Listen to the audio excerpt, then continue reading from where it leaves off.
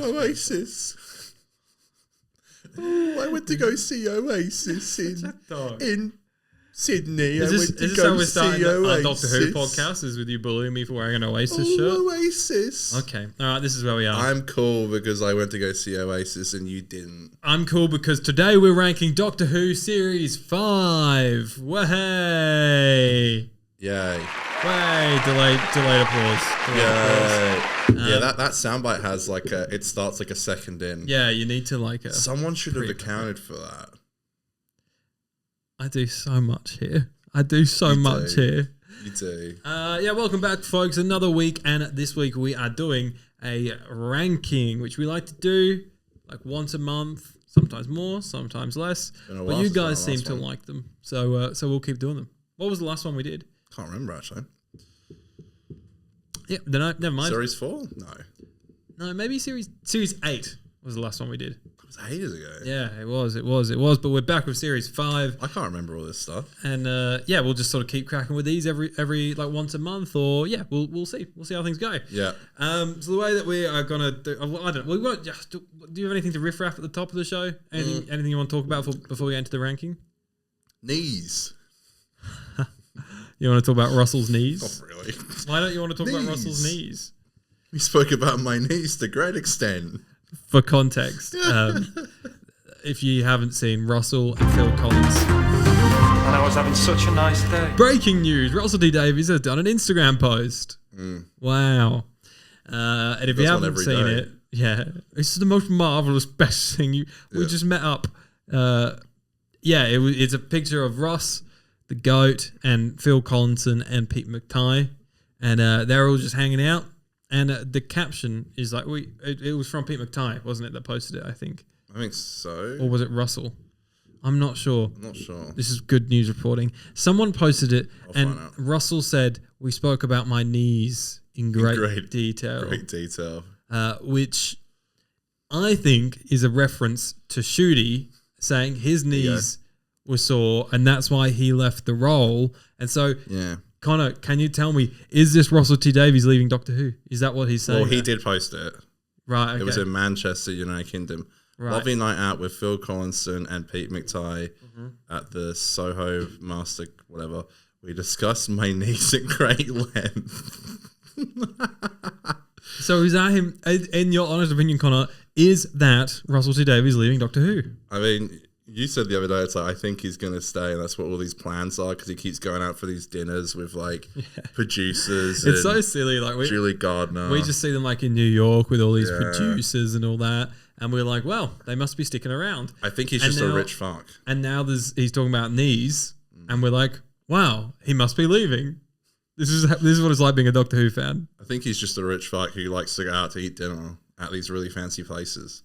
To be fair, if you got the shmoney... Yeah, it'd be good as a writer because he wouldn't get noticed as much. Yeah, that's true. Except I would see Russell. Yeah, and I'd go give him he's a bit cuddle. Different. But if you're a writer for like, I don't know, another TV show, people probably wouldn't even know who you are. Yeah, if you bumped into Russell on the street, what would you be like with him? Now would be so much different. Back in the day, remember Dr. Scottnick said he ran to Russell. Yeah. Yeah. And like if that was he was just in Cardiff and he ran to Russell. If it was like back in the day, that's the thing. It's like you go into Wales, you run into Russell. I actually did go to Wales and I didn't see Russell. Actually, same. So that doesn't defeats help that my point. Theory. Yeah. But back then, I mean, if this was in 2016 when I went, I would be ecstatic. Now I would be like, I'd still be stoked to see him. I don't know if I'd go over. I would, because he's still great and very talented. And, I know. And he's just a pillar of Doctor Who, right? Even if that pillar, the last 2 seasons, has been going like, he's still one of the pantheon of Doctor Who gods. So I'd still be stoked to see him. I think we're a bigger pillar of Doctor Who. Oh my God. Don't you think that?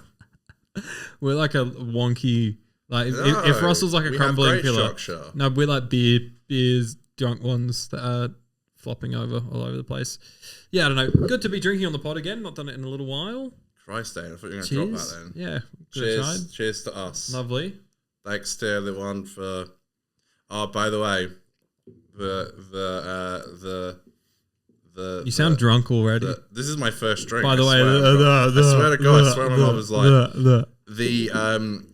the news has dropped about me writing Doctor Who, and the fans love it. I've received DMs. What about your story? What a fantastic idea it is. Right. How great I am. So this is a follow-up from your pitch of a Doctor Who story you did last week on the pod about Rain World, where it rains all the time. People have come up to me and they've said it's the most incredible thing they've ever heard and how great it is and how I would be literally a fool to not send it to Big Finish. So it's happening. The best comment I saw was someone saying you were describing it and they put the time code and they said, so you mean it's just England? Yeah. Place where it rains all the time. But as a writer, I actually do find that offensive because that's not what it's like at all. No, that wasn't the funny. The thematics of the story. That was kind of funny. The thing is, though, with those Big Finish things, don't they? It's not like you can just pull whatever story you want with what Doctor and what companion. Nah. They would say, wouldn't they? Like, you'll be hired to write a story, and they'd probably, I assume, already know what the story is they're looking to do. Yeah. So, good luck. But you never know. You can do it for the writers' comp they do every year. Yeah. Every year? Yeah. Every year.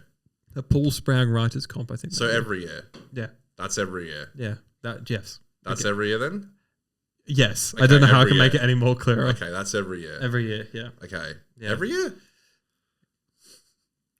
Well, me and Jeremy were trying to figure out when it is. Okay. I've been cut off. 50% podcast. You can follow us on Twitter and Instagram at 50Doctor and on TikTok at 50Doctor Who, where we post absolutely nothing at the moment. I've been posting. Yeah, I don't post anything on TikTok. I know, TikTok. Not for a while. I was good on TikTok, and then I just stopped really giving it a hot damn. I've been. Well, that's all right then. To continue on with the convo we've had over the last few weeks about how we're feeling about Doctor Who, I'm continuing to feel better. I have engaged in the community, and I have watched some episodes. Like you, I watched Impossible Planet: Satan's Pit, and I also watched The Rings of Akaten. Oh god. But what's his name? Phil. Not got nothing for you. Phil. Yeah, I got Yates. What's his name? Ness. Patrick Ness. Patrick Ness. Yes, probably. Yeah, watch those, and I was like, "Oh, Doctor Who is good, isn't it?" Yeah, wow. Used to be, yeah. Yeah. Don't take me there. And I been listening to the Big Blue Box guys. The boys did a podcast last week, and then they did their round table with all their writers, and they have like a writing team and things like that. So should invite me on. No, they do like reviews and articles. Like they can review my Big Finish story when it comes out. That's the kind of thing they do. So great. But definitely check those ones out. They're always great, and they're good. There's something about them. I just want to have like a cup of tea when I listen to them. There's something about very British, yeah. Like I want to sit down, rug up on a rainy day, and listen to it. You know. Unfortunately, it's not been raining. It's like 45 degrees. No, I was literally listening to it whilst walking my dog in like 35 degree heat. No tea. Just cool iced tea. Beer tea. They should do beer tea. Did you know in Australia when it reaches above 30 degrees we just drink beer? We don't drink water. Oh, I see. Facts. Well, you're quick on the soundboard today. That's my job. Oh, is it? Yeah, I've been watching an unholy amount of Doctor Who. Jesus Christ. I literally am the coming of Christ when it comes to rewatching Doctor Who. I used to like put on Instagram all the ones that I did, but I've run out because I've watched just too much. They can't stop me, Aiden. Right. Bad Wolf, Pardon of Ways, Aliens of London. Bangers. World War 3. Mm-hmm. Others. I forgot because there's so many. Extremists. I thought about watching that one. Don't know why it just hit me. Yeah, but it's one of Pete's. It's hard to go back to Pete's ones because you love watching him. But there's so many episodes. Like I'm like, I want to watch season 10, and then I'm like, well, I don't want to watch the pilot, and I don't want to watch Smile, and I don't want to watch Thin Ice, and I don't want to watch Knock Knock, and I don't want to watch. That's pretty good. I mean, yeah, it's not bad, but it's Sarah Donald. I don't know Who did the episode that I watched, Face the Raven. Oh yeah, she came Vincent. back. Slay. Love How that. Ben? How good? I did them as well. I did all 3 of them. Well, that's all right then. I did the 3 finals for season 9. Mm-hmm. I'm like a Who machine. Nothing can stop this train. No. Nothing. Only ranking season 5 is the only thing that's going to stop this train. So Day of the Moon. Oh, you watched that one Impossible too? Astronaut. Wow, you've done a lot. Yeah. What have you been... Whoa. I know, it kind of hit me. Do you sleep? Not well. Because you're watching Doctor Who, that's why. In my sleep even. I have headphones in. Yeah. You've got the surround sound of knock knock. The special God. ambient sound. No, thing. Doctor, don't go in there. No, don't knock, Doctor. Don't knock. No, you fool. Knock, knock. Extremist. Shall we start ranking some Doctor Who Series 5? Because it takes a bit to get through these. So the way that this works, guys, is we'll start at the bottom, going up to the top. There is 10 stories in Season 5, so we're not including a Christmas special. And we won't discuss our choices until we have both said them. What's the point of being alive? It just stops us, rattling on and having the same conversation over and over again. Although that is just what having a Doctor Who podcast in a time when there's not a lot of Doctor Who coming out. That's just what it is. Nicely done. Cool, mate. So should we start with number 10? Oh, yes. Before we jump into that, quick question for Aiden. It's trivia time. Oh, okay. The question is, does Strax appear in this season of Doctor Who? No. Okay. Damn, I was about to go 5, 4, 3, 2, 1. His first appearance is in A Good Man Goes to War. Damn it, you got me going. Ooh. I don't know what the point of that was. It just came to me. Yeah, right. I'm trying to think of a quick trivia thing I can get you with. The clicking sound. TikToking. You're supposed to have it on top of your head. How many episodes of this series have or are having a target novel? 1. Yeah.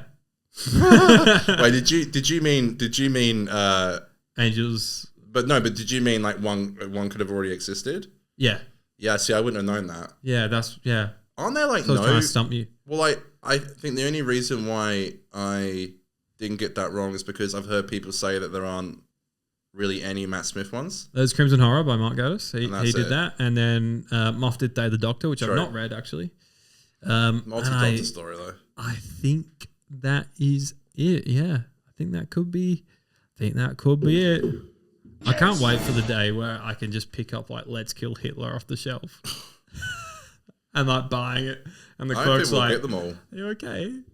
Is everything okay with you? Well, they must be selling pretty right because they're getting them out pretty constantly and they're all in waves of 3 to 4. And there's also the murmurs of the next wave already coming out in October.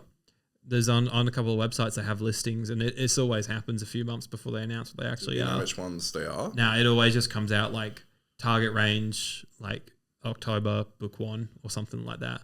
And then eventually they'll add a little rider and sometimes that can give you an idea because obviously if it's a returning rider, that's how we knew Impossible Planet for a bit. But we didn't know what the other 2 were going to be because none of the 3 had names, but the other 2 weren't writers of Doctor Who. So we assumed they were ones that weren't. Do you think they'll do a target novel with My Big Finish story? No. Connor Hannum comes back to write the target You can novel. write it. Yeah? Just publish it. Self-published author. Yeah, but don't even have to worry about like copyright issues and shit. Also, who cares? Yeah, I don't. No one's gonna. Thanks, Aid. Like no one's gonna. You're supposed to say I do, but like people don't care about that shit. Yeah. Do you know how many idiots think they can write Doctor Who? Why does he travel with someone as stupid as you? Anyway, so that was me. That was me rambling to not do this list. Kill you. Which isn't true because I actually do want to do it because I find these lists very fun. And mine's quite controversial, by the way. I was saying before we started filming. So mine could be quite basic, but we'll see. Basic. Sometimes you don't. Sometimes you don't know until you say it, right? That's normally how it goes. But I will say, Series 5, one of the best series of Doctor Who. 100%. One of the best. And like my 100%. number 10, I enjoy. Like I don't dislike my number 10. My number 10 is Victory of the Daleks. Mine's Beast Below. Okay. My number 9 is The Lodger. You're insane. No. Like I said, all of these... That's so dumb. All of these should be like above 7. Dumb. Number 9, The Lodger. Everyone comment dumb. We'll talk about it in a bit. Dumb. What's your number 9? Victory of the Daleks. Okay. It's a bit shit, but a bit fun. Churchill's good. You got us? That was my number 10. Yeah, I know. So we can talk about it. I know. Yeah. Is that it? Churchill's good, bitch. Churchill, shit. and there's like some fun scenes. Wouldn't have minded if we gave these Paradigm Daleks another shot. They look shit in this episode, but they look good in Asylum of the Daleks. Yeah. Do they? And I respect the fact that they tried to do something new with it. There he is. But yeah, it just kind of like falls. The biggest letdown, I think, and it's so annoying to pen so much of it on this, but is the set.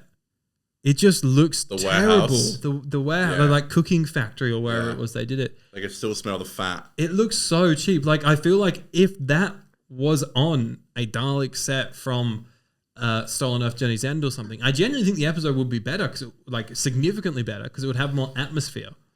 But it lacks anything like that in this. It just feels so cheap. Yeah, this set, it's hard doing these lists, especially when you do it last minute like me. Because I'm like, I think you're right. I think, except for maybe my lowest one, which we haven't spoken about yet, I do think I could actually sit down and watch these episodes. And this one, I think the issue that I have with it is that the potential was really there. Yeah, new Daleks, all that stuff. And unfortunately, it kind of started that trope of Daleks appearing in episodes and it not being great. And that started it, I think. This was the first one where it was like, this is a Dalek episode and it's not really good. Yeah. And that sucks. Although I think the first act is really quite strong. Like, you have all the stuff between the Doctor and Churchill, and people will always complain about the political side of how they make Churchill a hero and he was a bit of a dodgy cat. Bro, why does no one care about shit like that? Why? So woke these days. Dude, when did Doctor Who become so woke? Before we came on the pod, Con and I were calling everything woke, so we'll just I even started this a few months ago. You just started calling me woke, and I was like, having a woke beer. At first, I was like, that's so dumb, but now I'm like, it's funny. It's kind of funny. I'm like, funny to say woke. Yeah, but the woke first act is pretty good because it's such a woke episode. That's why it's last on Aiden's list. And I love the Churchill Daleks. I think they look sick, and the Union Jack, like a cup of tea. Yeah, the Union Jack, where they're like, what is that on the Daleks? Is their name? Is it their almost like their? Do you know what I'm talking about? Yeah, it's like their dog tag. It's almost like a dog tag, yeah, and it has the Union Jack there. When I saw that as a kid, it blew my tits off. I could not believe it. Oh, they know English. And they had the army tint. Yeah. And they're the Ironsides. Shoot down planes. Danny boy to the doctor. Yeah. Danny boy to the doctor. And the ending's quite sweet as well when he's about to blow. And Amy's like, hello, handsome. You're not going to blow up, bitch. Wah! Slaps him. It's actually not bad. It's not. And that's what I mean. It's my bottom, but it's still all right. Do you know what, though? I'll tell you what. Back when Doctor Who was on Stan, I showed... one night we were just sat around the couch and Mum was like, chuck on a Doctor Who episode that you like, Connor. And I said, all right, Mum. And I put on Victory of the Daleks and I was watching. I was like, this was a bad choice. This episode fucking sucks. It's a random one to put on. It also is notorious, and this would be a great soundbite. One ship survived. Notorious. We've quoted that for years. Yeah, and it's the ultimate soundbite we could use for whenever there is those dumb like solutions, like Missy being like, I escaped through a teleport or something like that, She does it in Extremis. She's like, she just like escapes the Daleks. The last time you see her is at the beginning of season 9. And doesn't she say like, want to collaborate or some shit? Yes. She said, I just had a really good idea. And nothing happens. Nothing happens. Big Finish. Is that my job at Big Finish, Jake? My number 8 is Vampires of Venice. Right. I've got...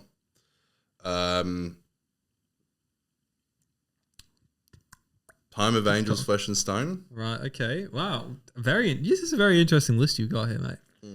My number 7, Hungry Earth and Cold Blood. Vampires of Venice. Let's talk about Vampires of Venice, which was my number 8, and that was your 7th, I think? Yes. Location filming, excellent. There's excellent scenes, excellent little bits of horror in it. It's great to have Rory in there. Where did they film it? I think they did go somewhere. I the other day was like, and they actually filmed it in Venice, and I was like, no, they didn't. And no, but I think they did go to like Italy or Spain or something for it. Yeah. Hey Google, Where did they film Doctor Who: The Vampires of Venice on location? Because you see the quarries and stuff. What, like in the background? Oh, you see like... On location in Trogir, Croatia, which served as a double for 16th century Venice. Croatia? Would you like me to find other Doctor Who Shut up. filming locations? Shut up. No, thank you. Did you change yours to talk like a man? No, why? It's just super woke of you, that's all. No, it's work if you got the girl one. My Siri's a woman. Well, mine's Google. Yeah, true. What's it called? What Gemini? happens if Google and Siri bonk? The hybrid. Bonking. But yeah, Vampires of Venice, there's just bits of it that really bore me. There is some bits that bore me. But I like the characters. No. The beginning's hilarious. The Doctor jumping out of a cake. Oh, fuck, I forgot about that. There's a woman outside. Yeah. Lovely girl. Diabetic. So silly. And This is Toby Whithouse? Maybe. Hey, Google. You don't know anything anymore. Who writes The Vampires of Venice? Just waiting for Google. Woke Gemini to answer. Whithouse wrote the Vampires of Venice episode for Doctor Who. Oh. Would you like to know more about his other episodes? No, shut up. You don't need that. You don't need Gemini when you got me around. I'm a walking encyclopedia of Woke am I? Woke am I?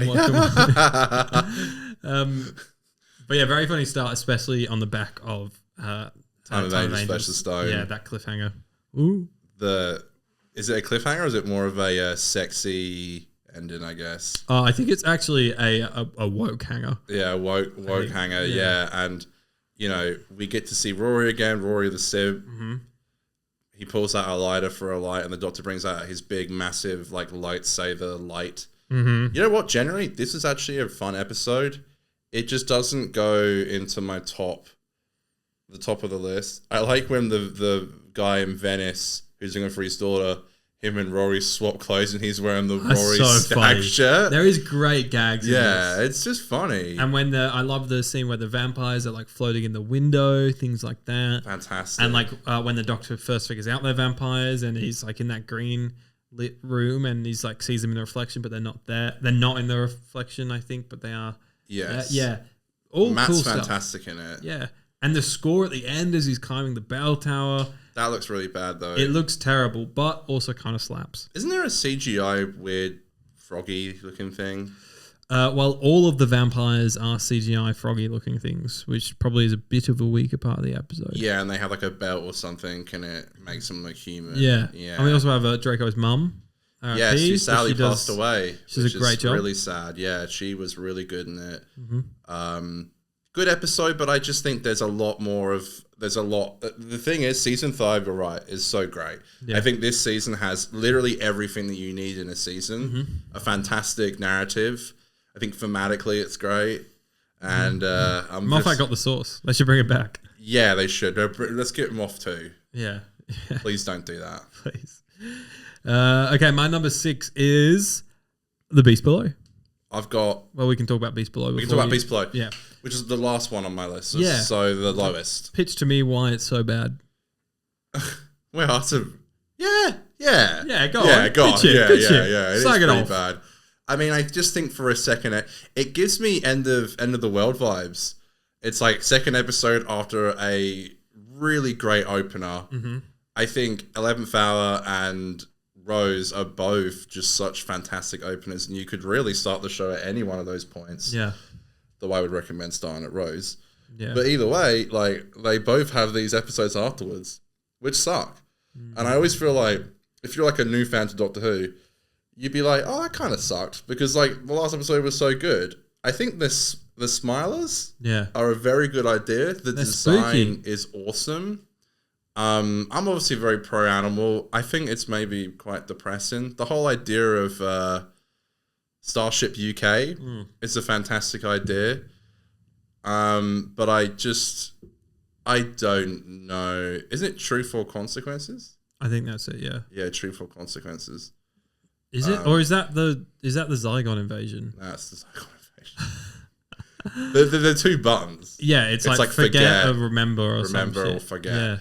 Yeah, and that whole idea is quite good. I never rewatched this episode. The reason why I put it at the last is that like this would be the one episode of the season the only episode of the season where I feel like I just don't have any reason to ever rewatch this. There's a good bit at the end where the Doctor gets angry at Amy. I think that establishes very early on in their relationship that he is a doctor and you need to listen to me. You know, he's not very woke in that scene. He's yelling at a woman. It's not good. No.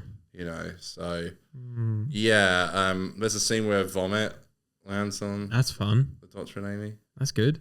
And then they clean the next scene. Bit of vom. Bit of vom.com. They're on tongue. On tongue. Yeah. But yeah, very forgettable and not great. Well, I actually think you should check it out again because Okay.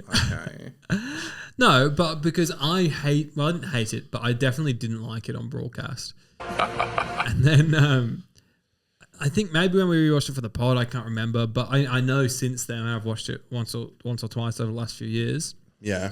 I've really liked the way the themes work. Right. But like... You sound so smart. I also think it's really smart the way it all sort of comes into play at the end when the way that they save the Star Whale, I think, is smart. Do you like the sound effects when they go boom? But I like the way he like outsmarts the system. Yeah. And I like the comparisons to the Star Whale, between the Star Whale and the Doctor. I love the way it starts when it's like, we don't run away unless there's children crying. Oh, we don't interfere unless there's children crying. There's silly stuff in there. Like the Queen Elizabeth character is very silly, and I don't really like that character. I'm the bloody queen. The bloody queen. But some of the set stuff's cool. Like you said, the smilers are creepy. And the last scene where the Doctor and Amy embrace, and it's this beautiful wide shot with all the cosmos behind them. And there's that beautiful score playing in the background. And she's like, I knew because you were very, very old. And the very, very last of the kind, that comparison we were talking about. I thought that was cool. And I also love the idea of like humanity just holding on. Like we've had the world blow up and humanity is just holding on. Great Britain is just, you know, in this steampunk style flying alien thing. Planet rockers. There is silly stuff in there and there's some bad CGI. Doesn't but it have he's holding her like Amy by the ankle and she's floating? Yeah, it starts like that. Yeah, that's very beautiful. Which is really beautiful. Yeah. There is some good stuff in there. There is. Yeah. I know what you mean. There is stuff I don't like, but I think it starts great and it ends great and it just gets a bit wonky in the middle. Down and down and down you go and have no love for the woke below. The woke go to hell, is that what you're saying? Yeah, the woke go to hell. You can't be woke. God. Go woke and go broke. What's next, Connor? What's your number 6? 1, 2, 3, 4, 5, 6. The Lodger. Which I didn't put it. Number 9. 2? Number 9. 2, second lowest? Second lowest. You're nuts for doing this. Don't you like fun? I love fun. I'm Mr. Fun. Are you Mr. Fun? I'm Mr. Fun. You don't seem like Mr. Fun. Aiden Fun. Green. You don't seem like you're having fun at all. I'm literally wearing a hat that says beer. Dude, you're so cool. Whilst I drink a Guinness. While out of wearing a Guinness an glass. Oasis shirt. Yeah, don't I scream fun? Look at my Doctor Who collection. Yeah, you went all the way to see Oasis. You're very fun. Okay, The Lodger. Yeah. I get the hype. From this season. Yeah, I put it in the front. That it was in the I middle. put it there. That's Good so job. dumb. How stupid. Dumb. People are going to think I'm so dumb. Yeah, it's almost as dumb as me putting The Lodger in 9. I get it, and I used to really, really love it. It is dumb. I do think some of the Craig stuff has lost the appeal to me a bit over time. Is that because you now hate James Corden? Well, I also don't hate James Corden. I just don't love him as much as I used to. Okay. And I do think, there's a lot of that energy in there. And it just, I don't love it as much as I used to. But there is fun, silly moments. The football scene, excellent. Excellent. Cartoon Cyberman. Yeah. Hell yeah. The silent spaceship when they didn't know it was the silent spaceship. Excellent. When I rewatched Impossible Astronaut, and there's just a quick line the Doctor says, I've seen one of these before. And I'm like, surely they just couldn't build another ship. Nah, surely. That must have been it. Yeah, the only thing that makes me think that there's maybe some thought process there is that they do use the silence electric stuff when the hands are being pulled towards the ship, isn't it? In the lodger. That's the only thing where there is like a bit of a connection. But they got you there. Yeah, don't know. And it's a bit spooky, all that stuff at the top of the stairs. That stuff's good. The mold. Again, Rottmeister. It may be in number 9, but I still really enjoy the episode. Yeah, I don't know about that, Aiden. Come on. So fun. There's nothing like it. It's very unique. It's so unique. It's the boys. It is. Boys. Sorry, maybe I'm just too woke.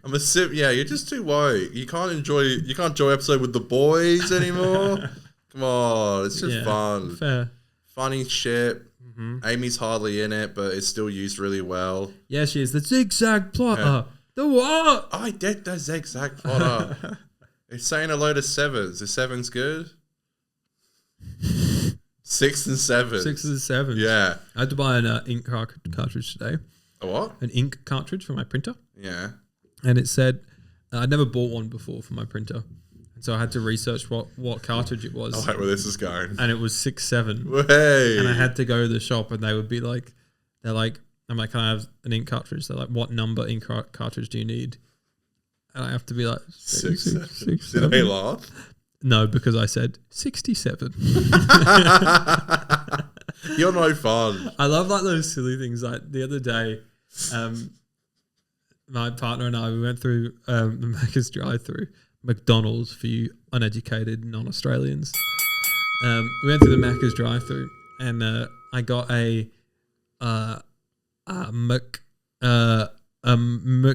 McCrispy or some shit. It's like that Mexican. Oh yeah, El Maco. El Maco McCrispy. That's it. El Maco. And like I said it and just cringed, and instantly Nicole started like laughing at me, and like we just thought it was dumb.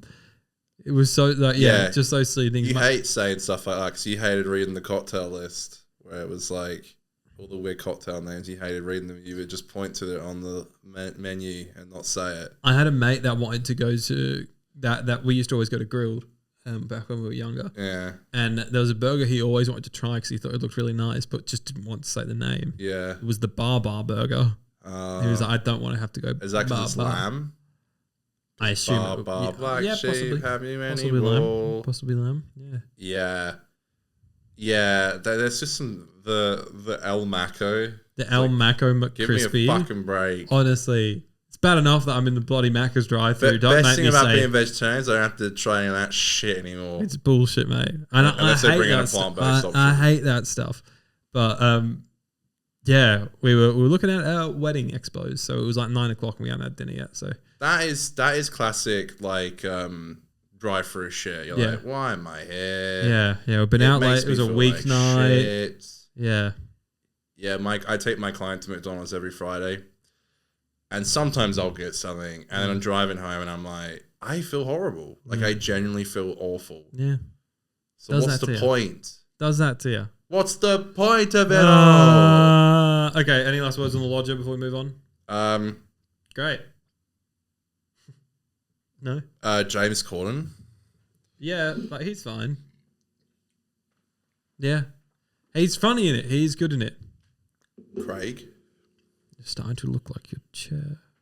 Yeah, the sofa. You're starting to look like it. Those keys. You're sort of fondling them. Dude, Matt's so good. So good. Matt's the GOAT. After coming in after David Tennant, I mean... Yeah. I was not expecting this! That's from the episode. Yeah, that's why I played it. What a fucking dude. Yeah, Matt's so fucking goated. Couple of legends. That's us. That's cut. Okay. Why don't you just die? Okay. Me in the mirror every day. My number 5. That's not woke of me. My number 5 is Time of Angel / Flesh and Stone. Right, so I've said this already. What was it for you? 3. Third last. Cool. Is that I quite like it. Yeah. Do you like it? No. Oh no. Nah. I never used to like it, but now I like it quite a bit. Not great. I feel like they should have left the angels. 100%. But I still enjoy them here. There's stuff I like. I love the plot twist. Every time I watch it, I know it's coming, and it says the Applans. They have 2 heads. Dun-dun. And I'm like, panic. Shit. They're on the floor like, me going for a beer after a billion pints. Yeah, going for a beer. Yeah, classic. He's looking for the beer mouth sting. If you can find it, there we go. Excuse me, can I have 1,000 beers, please? Beer heads. 2 heads. Better than 1, mate. They got dogs with no noses. So that stuff's good. The river stuff's quite fun in it. And then, like, we obviously have the epic last scene. Got dogs with no noses. Sorry, I just got what you said. Yeah. The ending is there's one thing that you never ever put in a trap. Dun dun dun dun dun dun dun dun dun. Me. That's good. That's good. It's a good ending, but it doesn't work for me. People, when this came out, everyone was like, "This is the greatest episode of Doctor Who ever." I'm like, I didn't like it when it came out. Really? Are you dumb? Are you thick meal from Fictania? Fictania, and so is your dad.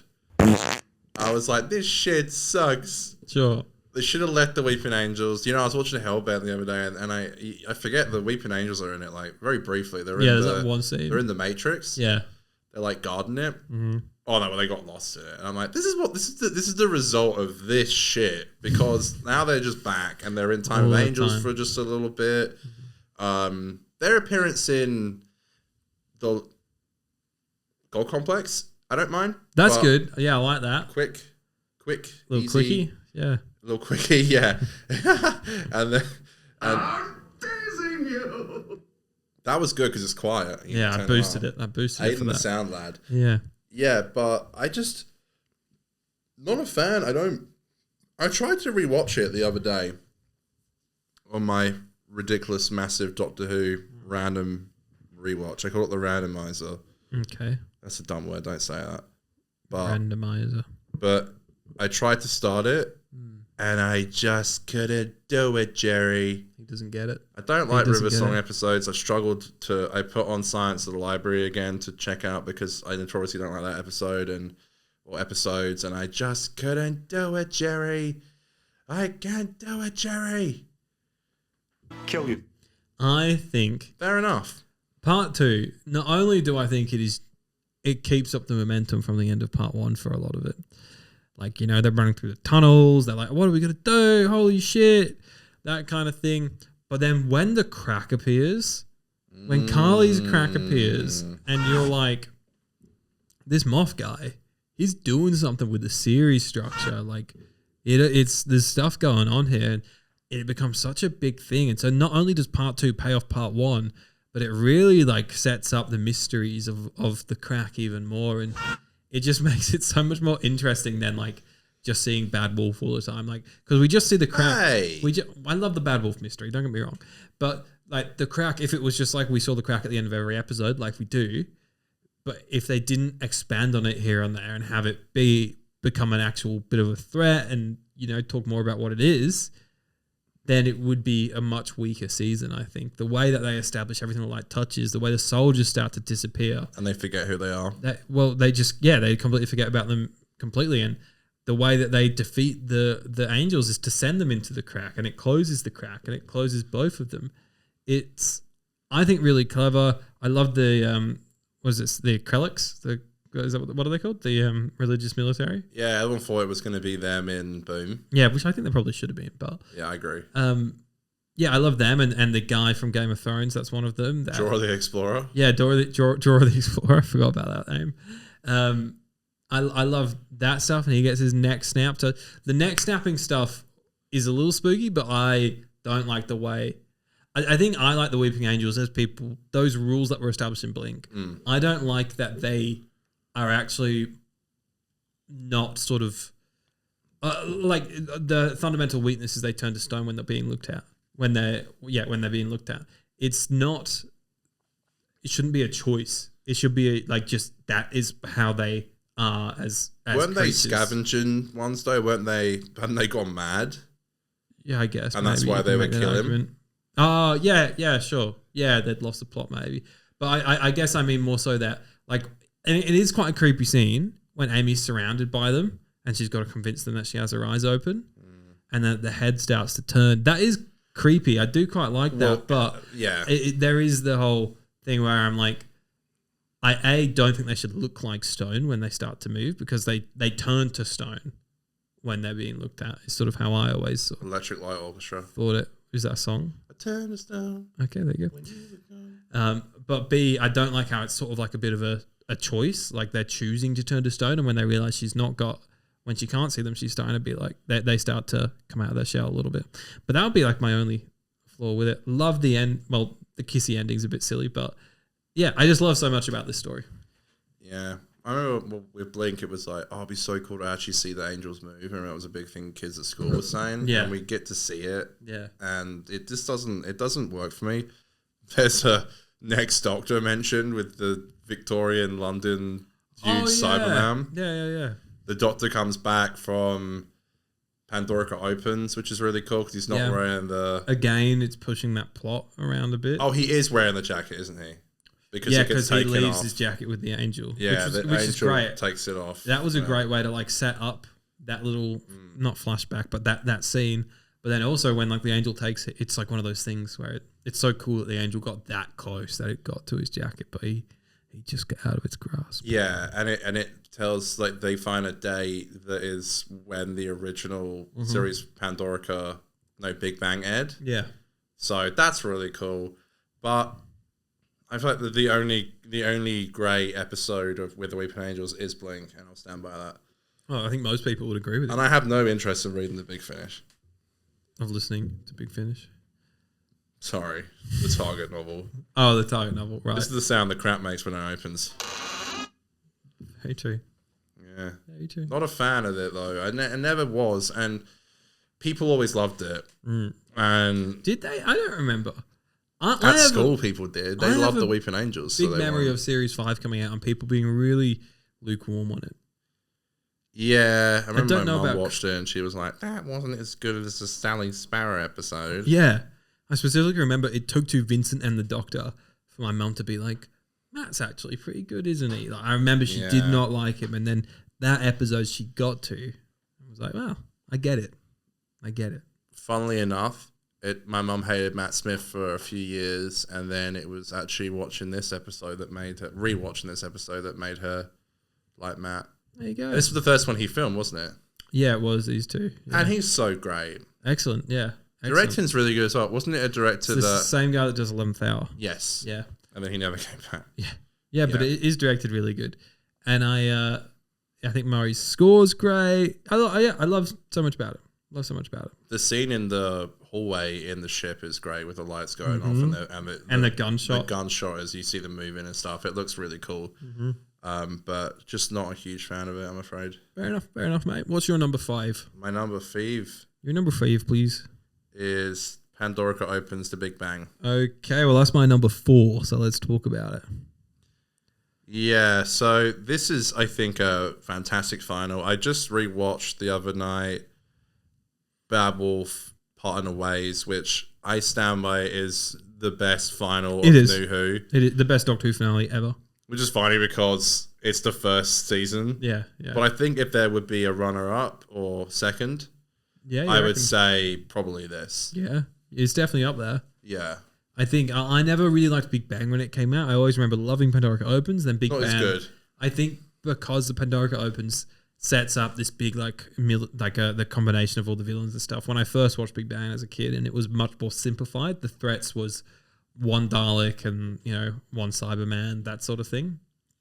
But on rewatch, I remember it actually really slapped, and part 1's still significantly way better. But part 2 is clever, and there's excellent character moments in there. Obviously, part 1 has that fantastic cliffhanger. But it's got so many iconic scenes throughout it. You got him standing on Stonehenge. Hello, Stonehenge. Ryan Gosling's favorite scene of any movie or TV show. Yeah. Ever? No. Yeah, it's got that. The way it starts, where it brings all the plot lines together throughout the season, is incredible. Yeah, there's like cast characters come back and yeah, this is my dad's favorite season of Doctor Who, by the way. Actually, I'm not surprised by that. It's actually really great. I remember showing him Pandorica Opens, like as it came out. We'd watch it on like the Saturday repeat or something like that, and he'd be like, yeah, we watched it, and he said, I love the way it came together. It was so clever. All the plot lines came together throughout the season. That's just Moffat for you. I know. He is good at that. It gets messy with him sometimes, but he is really, really good at that. Yeah. I think Rivers is one of her best episodes. I agree. I think she's really good in it. Yeah. And yeah, just that cliffhanger. It is heartbreaking when Rory kills Amy, and when Amy finally remembers Rory.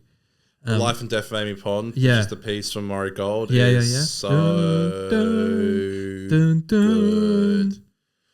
All of you have come together. Yeah. Wow. Yeah, and he's being dragged in slow motion. Like, that's awesome. And then Rivers in the exploding TARDIS repeat thing is an excellent cliffhanger. It's amazing. And it's also really great because we talk quite often about how Russell's part ones, they quite often just feel like they're leading up to a cliffhanger. And there might be a couple of okay character moments throughout it, but quite often, yeah, you just feel like you're leading up to the cliffhanger. I feel like this episode really is much more than that. Like, there is so many great scenes, so many great plot points, so many interesting things that get set up and even paid off within the episode. I think it's excellent. I think it is probably maybe the second best part one finale. Yeah. I agree. Well, even setting up the Pandorica, like he's trying to get it open when he does, it's his own prison. Yeah, and fantastic production design as well. It's so good. Yeah. So great. And I think it does lose momentum in Big Bang. Yes, it does. But it's nowhere near as bad as other, like, look at something like Hellbent, which is not as bad as I remember, but it's still, like, the drop-off of quality is, like, massive. Yeah. So for something like this, it's, like, nowhere near as bad. Yeah, big time. It does become a little bit like, here are the Daleks, here are the Cybermen, but I think it works. I agree. I think we'd never seen that before. Yeah. We'd had Daleks and Cybermen, but we'd never had, Sontar and Jadoon, all that stuff coming together with them. Do you believe that, though? Do you really think they would come together? We've come to stop you. It's like, okay. I guess it's the continuation of New Who's obsession with, like, glorifying the Doctor a bit more, that only really Chibnall started to sort of move away from. Yeah. And then he sort of went back on that with the Timeless Child stuff. But in Series 11, he kind of stepped away from that stuff and made the Doctor just a traveller again, which I appreciated.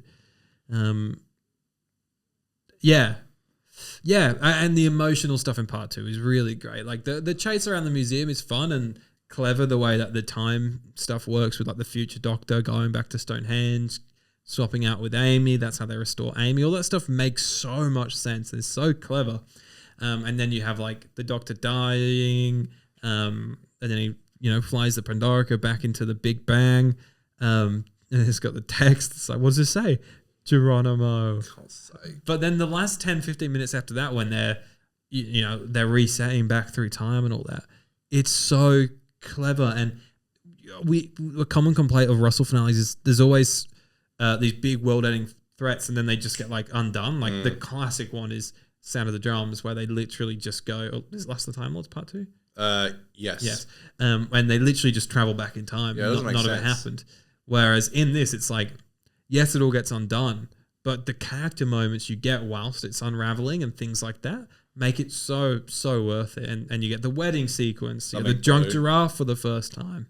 I really wanted to make a t-shirt of a drunk giraffe, and it's just like a little drunk giraffe going like this.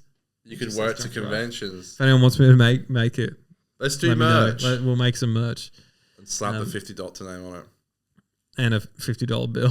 $50 tag and a $50 price line. That's it. You're paying for the brand. Yeah. I really love it. And I love that last scene as well, where they get the call from the Orient Express. You get the river tease of "you'll find out soon," and you're like, finally. Basically, it says you'll find out next season. Yeah, but after 3 years, you're like, finally, let's do it. Let's get to it. So why is it still so low on your list? It's not. It's 4th. It's still pretty low. There's still 3 that you like more. Because but season 5 is so fucking good.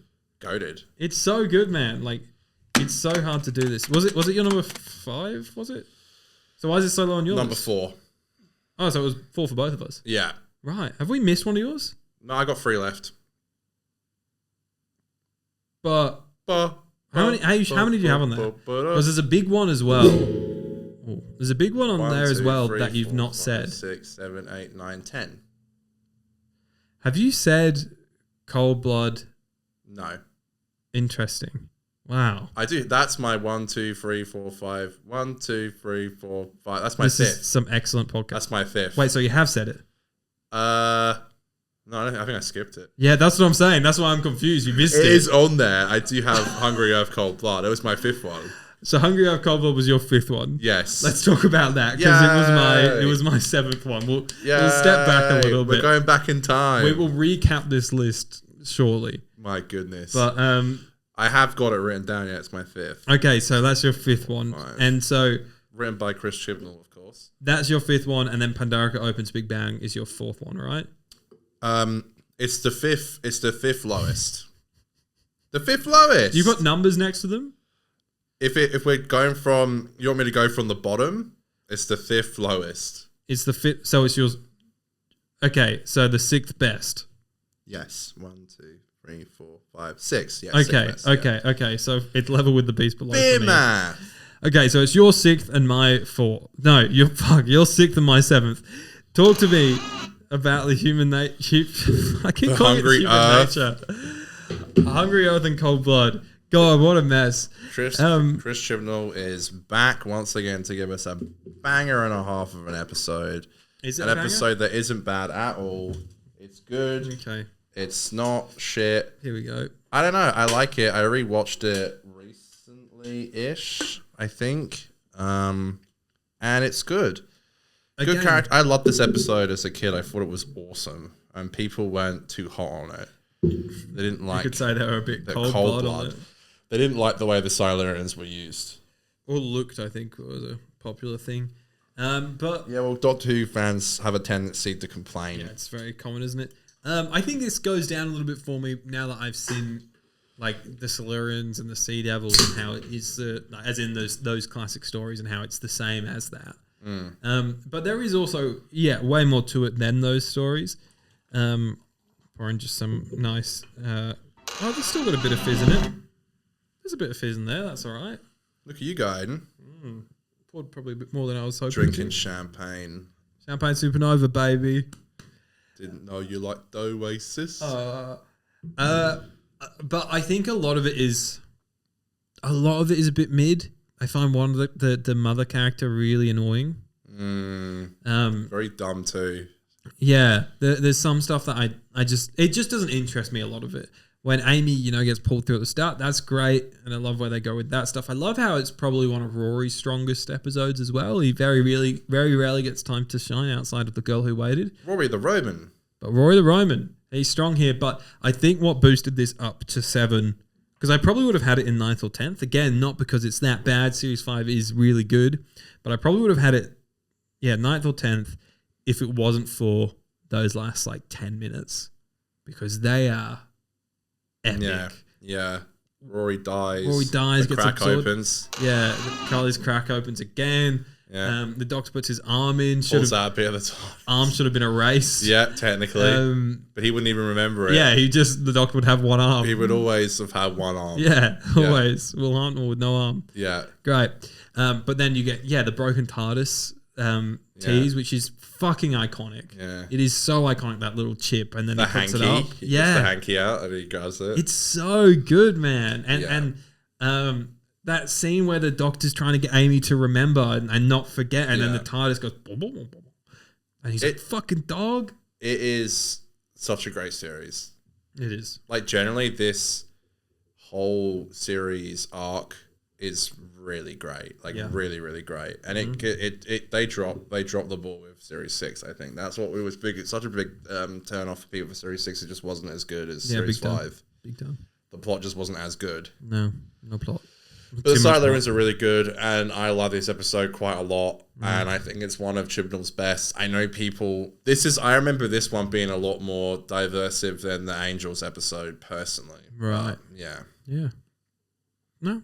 That's fair. I don't really have a lot more to say on it because I enjoy the rest of it, but nothing stands out. We should have spoken about it sooner. My apologies. That's okay, sir. Okay, time for the top 3. We have figured out that Connor and I have the same, we don't know in what order, but we have the same top 3. So in order of the episodes, we have 11th Hour, Amy's Choice, and Vincent and the Doctor left still to discuss today. Yes, we do, actually.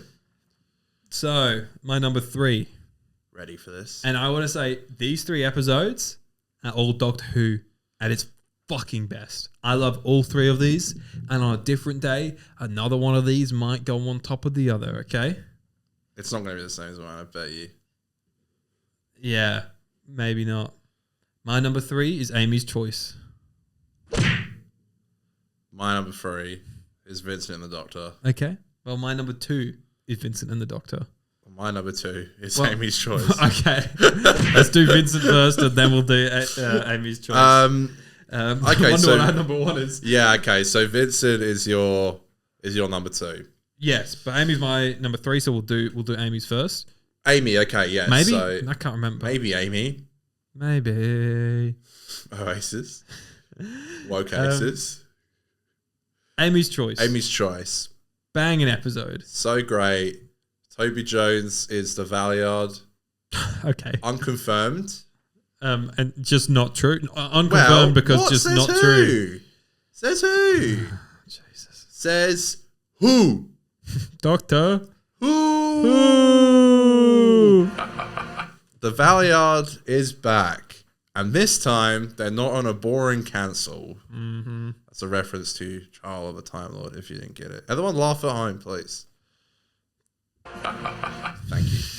Fantastic villain, fantastic plot, fantastic premise. Yep. It could easily have been a Stephen Moffat episode, and it's not. Yeah. It is not, Aiden. Don't tell me it is. It's not. It's not. Fantastic ponytail, fantastic pregnancy, fantastic... When I'm still not stuff to say, I do stuff tweets. like that. A lot of tweets. Tweet, time to sleep. What is I this, love the Twitter? ice star. You love the what? The Ice Star? I thought you were saying something else just then. I don't know what you were thinking of. I didn't think you want to add star to the end of that. And I was like, whoa.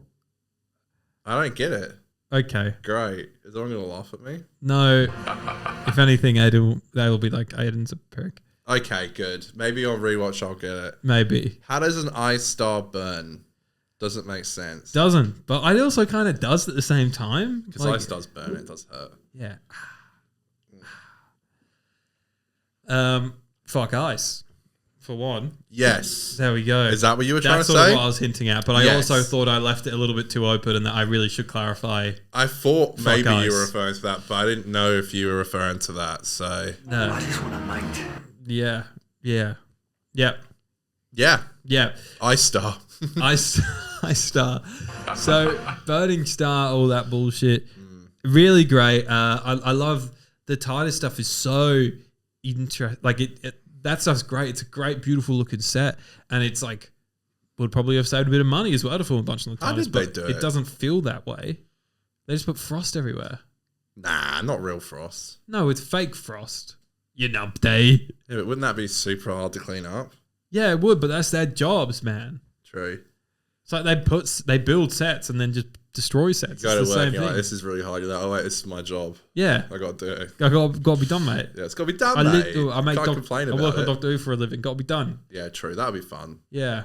I love the setting of the town as well. The old people town. It reminds me of the Leadwood.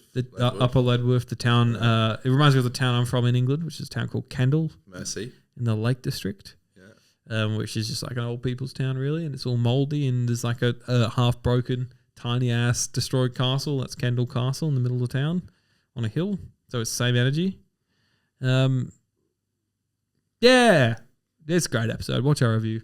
Maybe when Amy starts to pretend to give birth and the doctor puts his hands under. That's funny. Yeah, that's good. I don't funny gags. I remember like crying of laughter during watching the Next Time trailer for this one.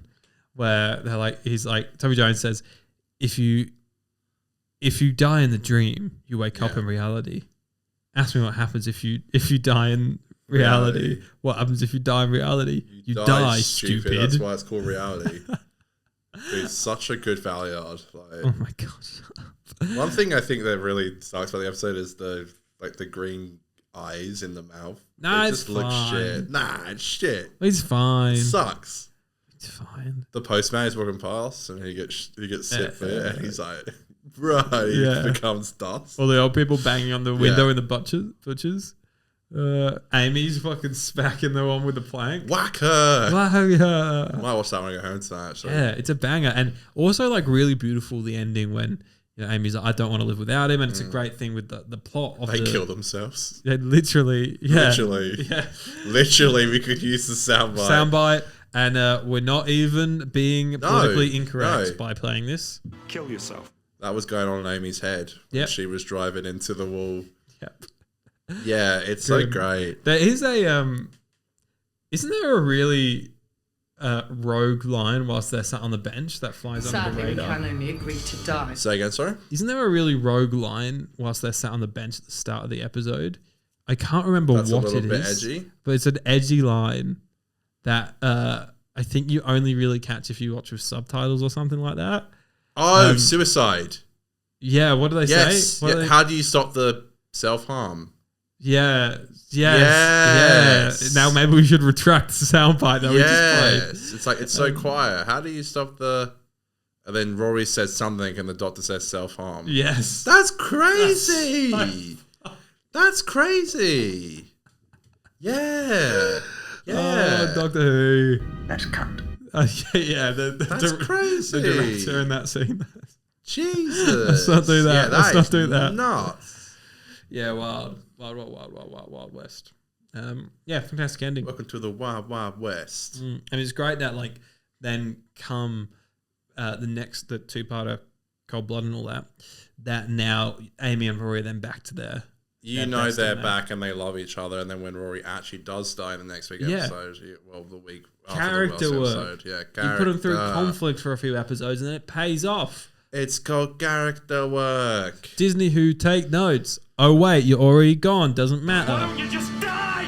Next, Vincent and the Doctor. Talk to me about Vincent and the Doctor, baby. Well, you're number 2. You'd be silly not to put number 3. You're number 3. Yeah, you'd be silly not to put it here. I mean, it's written by a man who wrote a film that no one's seen called Love Actually. And Notting Hill. And About Time. And Yesterday. And Death and a Funeral. Yeah. What he said. Yeah. Anything else? He's done a lot. Yeah. And he also started. Does he run Comic Relief or something? Really? He started one of the UK charity days, or didn't start. Maybe didn't start. I'm not sure, but he's one of the guys there, and that actually takes up a lot of his time. Wow. Yeah. Well, yeah. I mean, to get him in is really cool. Was he just a fan? Not sure, but he was perfect for it. 100%. He fits Moffat's vibe really well. Like even when you watch his movies, they all have that like kind of charming, very cheeky dialogue. He's a very similar vibe of a person, I feel, to what Moffat is. Yeah, I remember when it was announced that he was going to do it, and people were like so excited, and I was like, who the fuck is that? I don't care. I want to see Daleks and Cybermen. I want to see the Doctor fly to the moon again. Where's David adipose? Tennant? Where's David Tennant? Is Rose coming back? Yeah. I don't care about this man. David and Doctor in season 3. Is Rose coming back? Is Rose coming back? I didn't care. I didn't give a shit. A couple of years ago, I would have put this as number 1. But I do think the CGI blind monster, whilst there is, some great metaphors and shit attached to it, I do think it just isn't that interesting of a part of the episode. And it's sad when it dies and all that, but it is also an episode that probably ends about 2/3 of the way through. And then you have the beautiful final act, which is fantastic. But it doesn't feel separate because it's so earned. But the main plot, the main villain of the giant turkey sort of stops well before that point, and you just get this big sort of epilogue. But my tears coming out my eyes. It's beautiful. all the chances whilst you can. Oh, you got that? Oh yeah, we've got Vincent Van Gogh behind me. This is how much I love season 5. Vincent Van Gogh. Vincent Van Gogh. Love that. That's the picture every Doctor Who fan has. Yeah, it's also on the bin it's down on your there. bin as well. Yeah, you got the bin. You got the bin. Did you go to the Van Gogh expedition when it came here? Nah, I didn't. It was really good. Nah, I bet it was. They did. If you guys don't know, I don't know where it's been. I think it's travelled around Australia. I'm not sure about overseas or anything like that. But they did a couple of years ago an awesome expedition. Everyone went to it, and you basically except Connor, yeah. And they basically had like a bunch of sort of mock artworks of it, like fake versions of his artworks there for you to look at in good quality. But then they also had like these giant sets of his artwork, so you could walk into the bedroom. You could walk into the sunflower fields, and it would be like there's all these mirrors that make it look endless. Like they would basically get one of his paintings, and then turn it into an art piece. Wasn't it a projection? There was all sorts of things. Yeah. There was a big thing in there with all these screens that would cycle through all of his paintings, but it was like a massive, like all around you kind of thing, and everyone would just be sat in this massive temporary room, and just all of his artwork would be everywhere, and everyone would just sit in there for 20 minutes and watch all of his artwork come and go, and there'd be little facts that would come up. It was a really, really cool thing. I wonder why everyone hated his art so much. Maybe at just one because it was point, a bit different. And then now everyone loves it. I love it. I probably watched Doctor Who at the right age, but he's definitely my favourite painter that's ever existed. Yeah. I love that style. Isn't it weird though that like everyone hated it? Yeah, it's crazy. Not a single person liked it. That's just a bit strange, isn't it? Maybe we'll feel that way about RTD2 one time. I thought you were going to say about our podcast. No one's ever going to like that. I was going to say no one ever hated it. The ultimate ginge. I love Amy and Vince in this. Love the way it starts, and they're at the restaurant of one of his paintings as well. And they like rebuilt that whole set. That looks awesome. The performance by, I follow him on Twitter. I can't it's remember. like Tom or Toby or something. Yeah, Toby, I think. Yeah. Excellent. He played the knight in an episode of Primeval. Pretty sure. He's been in a few things, though, hasn't he? Yeah. I've seen him in other stuff, but I just can't think right now. I follow him on Twitter. Yeah, very excellent. One of, if not the best guest performance in all of Doctor Who. And I love that episode to bits. The casting is great. It's fantastic. And him and Amy make like a kind of good couple. We would make great children. Maybe I'll watch this tonight. Maybe. It's a good one after having a bit of wine. Go for it.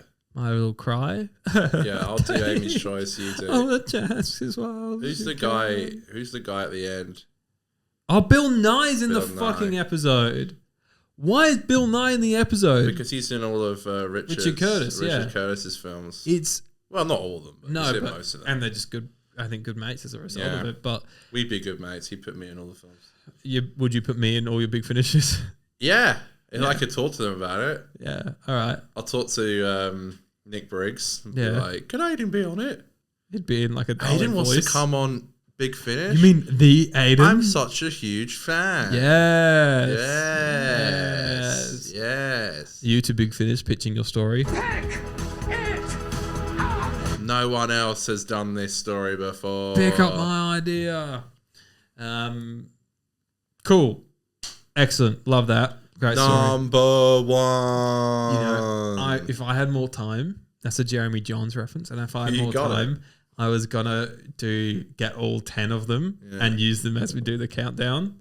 I was gonna cut them up and use them. Number 9. Yeah. Great film YouTube guy, Jeremy Johns. Check him out. Even though Johns is surely.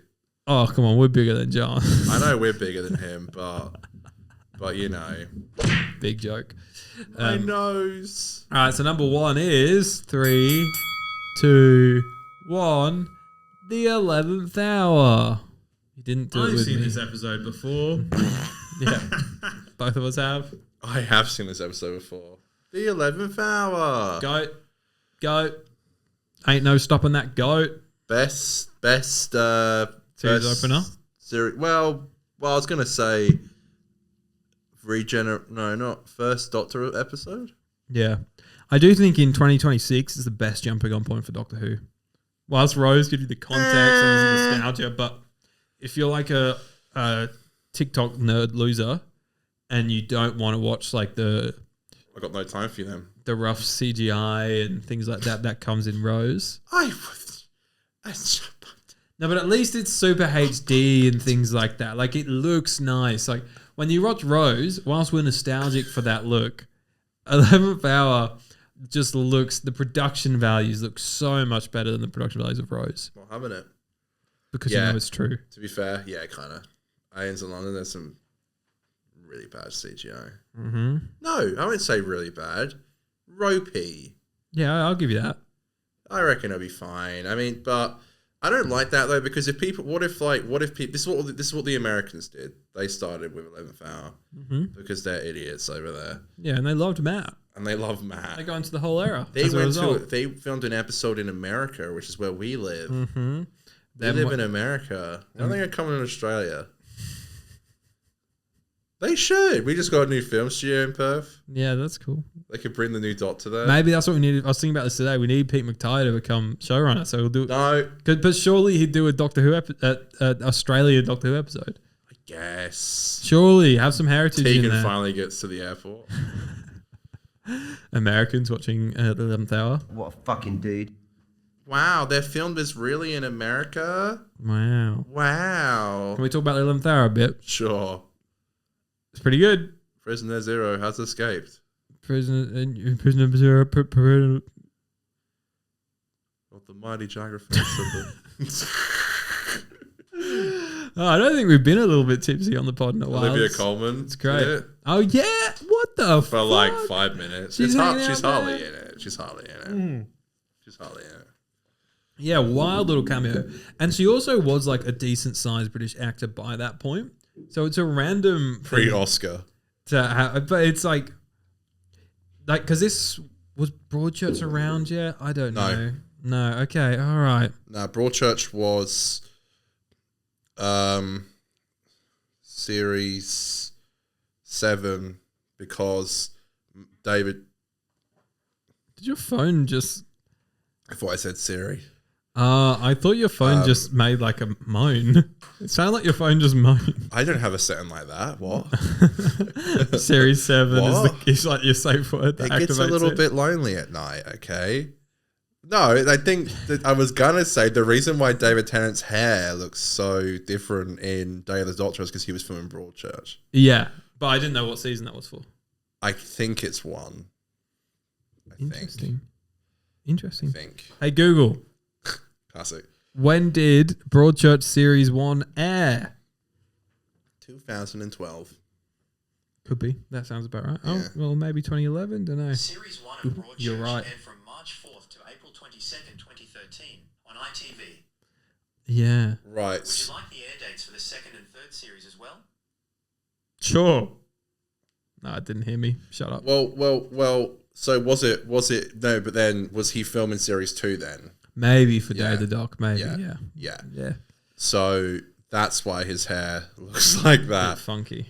What that's got to do with 11th Hour, I don't let's remember. back it up to 11th why hour, are we? shall we? Why are we talking about this again? Because we've had a few drinks on the pod. Right. I Cheers. can't remember why the fuck we're talking about Broadchurch to us to drinking grog.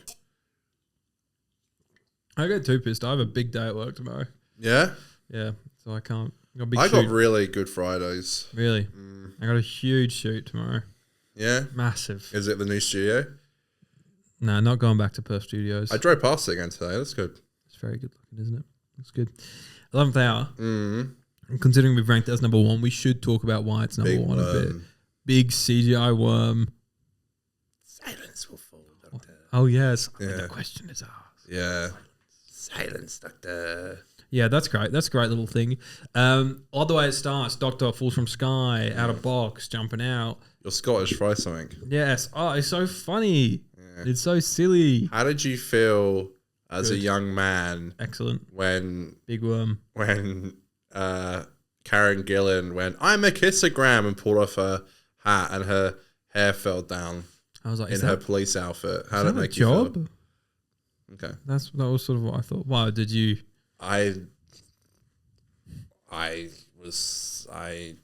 Something awoke in me.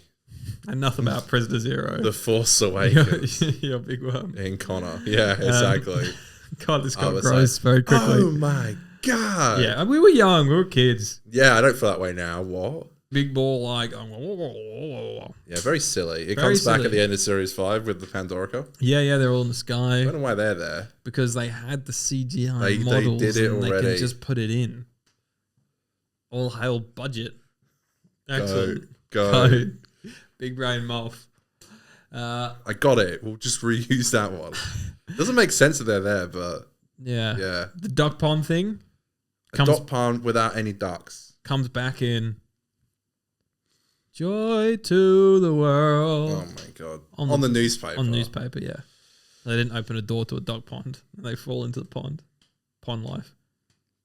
Pond life, goated. Goated. Used to come home from school and watch it. Do you guys think Children of Earth is a goated miniseries? Yeah. Wait till you check out Pond Life. At least it was free on YouTube. That is true. Yeah. The whole plot makes sense. It's perfect. I love it. Like the CGI quite wonky throughout, but it is fun. And Amy's introduced. Amelia is such a great character, and Amy later on. Both of them great. I love the little time jumps in there. The way that all works, it really sells you on what the era is about to become. With Moffat's more timey-wimey scripts than you get, which I much prefer with Doctor Who. It's a fairy tale. And then B, the first shot of after the title sequence is played is one of those little dream wind turbine things going, and you're instantly like, this is like a little fairy tale, and it sweeps through. It looks beautiful, stunning. Well, the thing is, I rewatched Aliens in London World War 3, and there's the Doctor somehow lands a year later after Rose. It's not really explained why. Yeah, it just sort of happens. But with the TARDIS being all, it's been hit with regeneration energy, the TARDIS is a mess, it's like it's rebuilding itself. Mm-hmm. It makes sense that like when he does return, it's so many years later. Mm-hmm. It makes sense. Yeah. But not only that, it kind of like it takes that almost plot from Aliens in London, which gets forgotten about later on. No one ever brings up again that she was gone for a year. Mm-hmm. This is the impact of the imaginary friend of the Raggedy Man, the Raggedy Doctor and stuff. And it has ramifications through the next 2 seasons. Like it's not just like a tiny thing like in Let's Kill Hitler, 2 mentions in 1 episode. That's rare. True. It's a big part of that. Like it's not a tiny little thing they did for a quick scene. It's a big deal.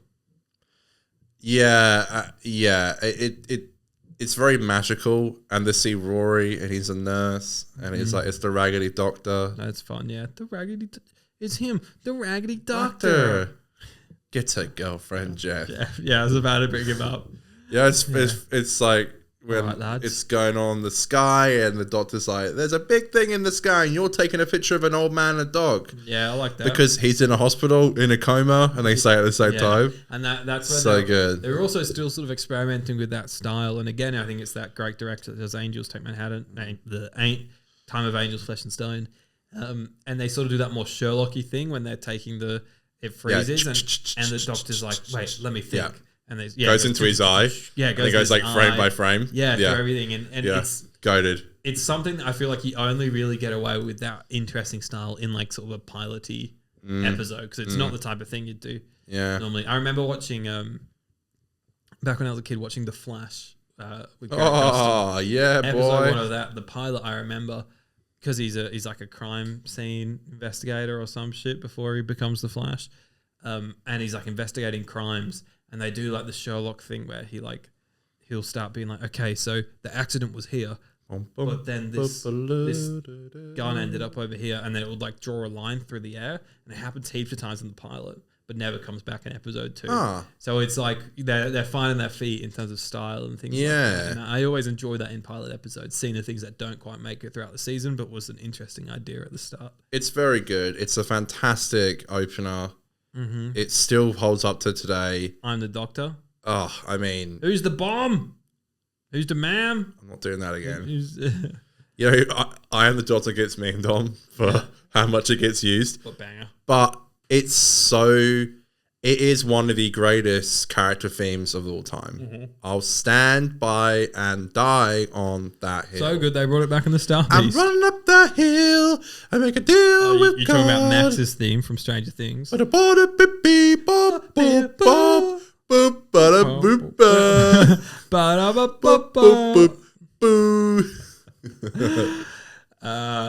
and the ending where the Doctor walks through the hologram, like they see all the past Doctors, and he just steps in as it turns to him. So Hello, I'm the Doctor. Dun, dun, dun, dun. And then we have another little time jump. Yeah, run. And he calls them back. Yeah, well, that's him calling them back. Yeah. Where are you going? Yeah. And he steals the clothes, and there's that sequence in the hallways putting the clothes on, awesome stuff. Rory's like, "You're gonna look away," and Amy's like, "No." Nope. She was a bloody saucy. Dude, Moffat is so. I feel like he couldn't do that these days. No, I don't think Moffat could show run these days. We're all too woke. I don't think he could show run Doctor Who. He's too horny. He's too horny. He's too horny. Poor Rory, man. He deserves better. Yeah. I know they end up together, but she definitely treats him pretty shit. Yeah. And obviously we have a final little time jump, and then she boards the TARDIS, and Karen Gillan's referred to this herself as the fish-eyed scene, where she looks like a fish because they use the like wider lens on her as she comes in, which was like a nice choice, but definitely doesn't gives a fun effect to her face. That theme as well plays. Yeah. Ooh, it is just like seriously, like words can't describe just how beautiful it looks. And that new TARDIS definitely took me a while to warm up to it. Yeah. And I still don't love it, I don't think. Yeah. I much prefer Capaldi's. Yeah, Capaldi's the good. Matt 7B. 7A? B. 7A, he's still nuts. He's still with Amy. Yeah, true. True, I was wrong. But yeah, it all looks good. I print a retraction. Awesome. And we also get the new title sequence. That's pretty shit. Episode. Yeah, not great. What do you think of the opening scene? Too grey. The TARDIS flying over Big Ben, and that's the thing. I was thinking about this the other day. Everyone was memeing about back when Jodie regenerated. It's like first woman Doctor, and she's already crashing the TARDIS, and it's like, okay, well, Matt started with his crash in the TARDIS. Peter crashed the TARDIS. Yeah, David could only pilot the TARDIS through like smacking it with David crashed the TARDIS because it's smacking in Christmas Invasion. It's smacking into walls. Very true. It's always been crashed. It's always been like that. Yeah. It's always been like that. God, are we woke? So, yeah, I'm just standing up for women's rights. Fair. As a woke man and as a feminist, I must say this. We should get female hosts to do this show, not us. Okay. Let's recast with women. That's cunt. No laugh? Great. Oh, no. Just silence? Great. That's how you know your joke fucking flopped. Classic Connor. Classic cut. That's cunt. We are running out of time. Dude, we've gone for an hour and a half. Almost an hour and a half, yeah. I thought I literally was like, how are we going to do a full episode out of this? Now, they always do beef up, but then because we've gotten a few drinks in us. Yeah, you start chatting about. Yeah, and wine hits me different. Female cast. Wine hits me different. Yeah. And so now, yeah. Before we go, just remember this, folks. What are we doing next week? The Brains of Morbius. Tom Baker. Morbius. It's the Morbius Doctors. Remember from the Timeless Children? Everyone was like, the Morbius Doctors have been canonized. Oh, shit. It's that one. No way. Yeah, way. Okay, that gives me a bit of excitement. Mm-hmm. Okay. Yeah, a little bit of movement in the Prisoner Zeros. Zero? Huh? We were talking... It's a metaphor we were saying before. That's okay. Okay, we'll be back next week. Thank you so much for watching. Oh, we should just very quickly recount our list before the camera runs out, okay? Because we got so messy in there. Okay. Yeah, whose fault was that? Okay. You ready? Yep. My number 10 was Victory of the Daleks. Connor's was? Beast Below. Number 9, The Lodger. Victory of the Daleks. Number 8, Vampires of Venice. Time of Angels, Flesh and Stone. Number 7, Hungry Earth, Cold Blood. Vampires of Venice. Number 6, The Beast Below. The Hungry Earth, Cold Blood. Number 5, Time of Angels / Flesh and Stone. The Lodger. Number 4, The Pandorica Open / The Big Bang. The Pandorica Open / The Big Bang. Number 3 was Amy's Choice. Vincent the Doctor. Number 2 was Vincent and the Doctor. Amy's Choice. And number 1 was The 11th Hour. 11th Hour. Thank you so much for watching, guys. We love you so much. Hope you enjoyed the bumper show today, and hopefully we didn't go too off the rails, but the camera has just died, so I was a couple of legends. We'll see you next week. Love you forever. Kissy poo. Bye-bye. That's cunt. It's all about you.